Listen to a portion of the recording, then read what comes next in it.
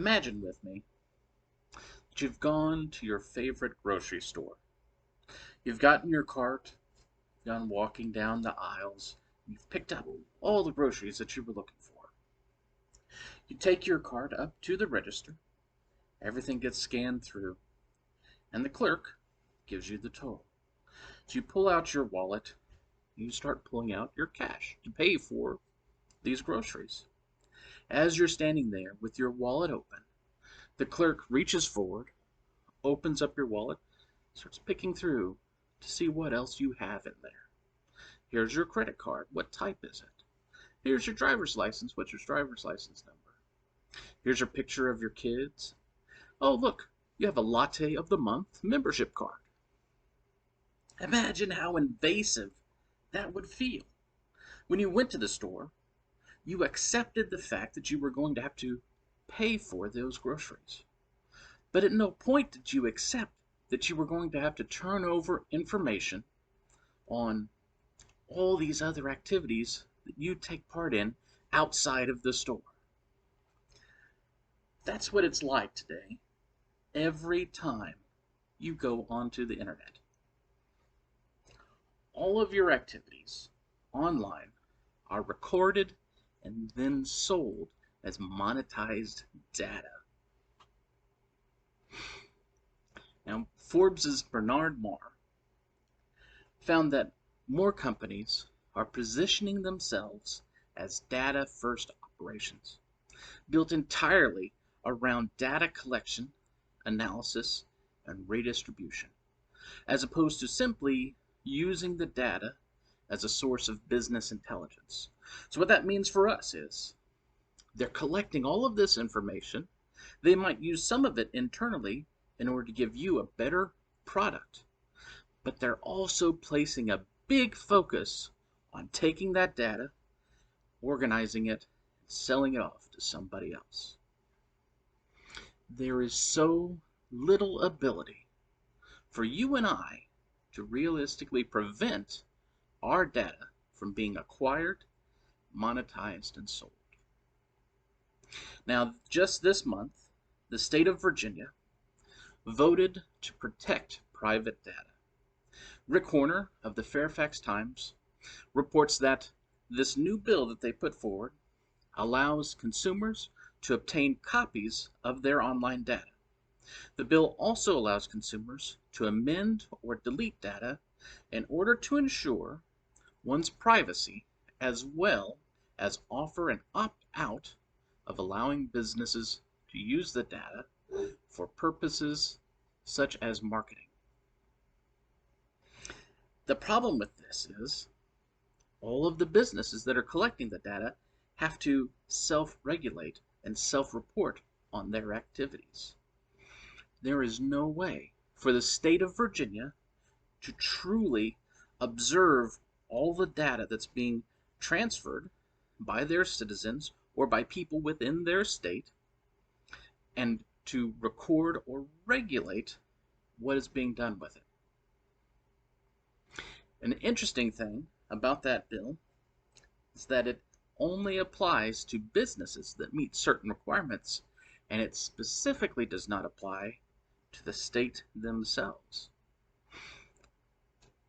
In Texas, back in 2016, Dave Lieber of the Dallas Morning News wrote a report stating the Texas Department of Motor Vehicles received $2.4 million in the previous year from outsiders who were buying information.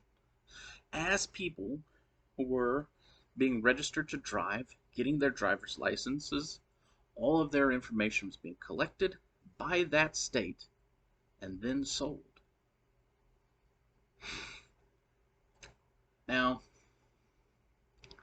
we have to consider levels of privacy. Some of the data that's being sold and collected is non-specific.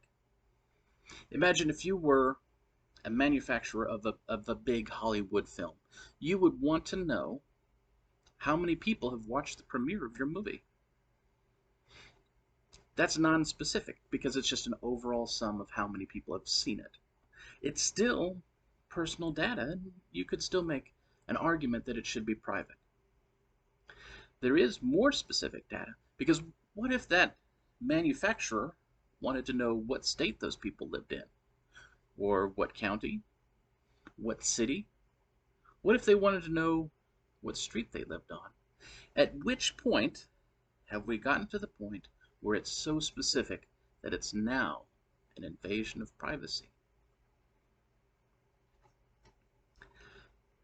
In the place where I lived where I was a kid, if you didn't protect your property, it was going to be stolen. And it was viewed that if you didn't bother to protect it, you had foregone your ownership of it. If you didn't lock up your bike in the garage, someone was going to take it, and they would feel no qualms about doing so.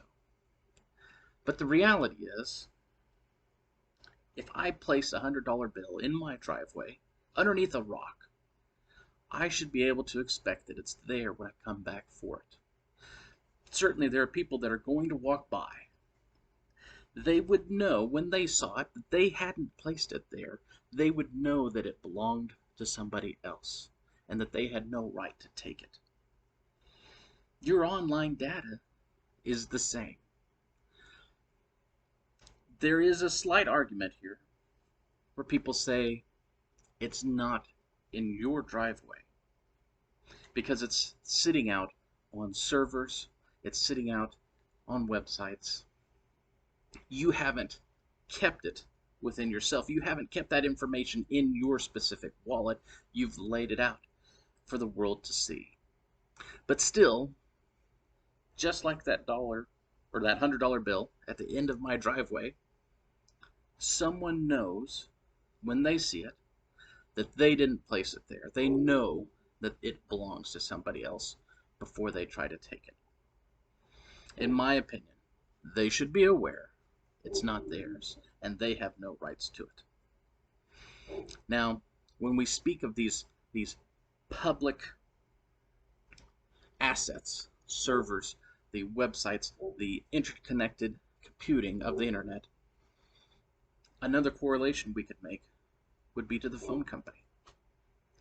If you placed a call through your phone, the information that the discussion over the phone lines, no one else can have access to it.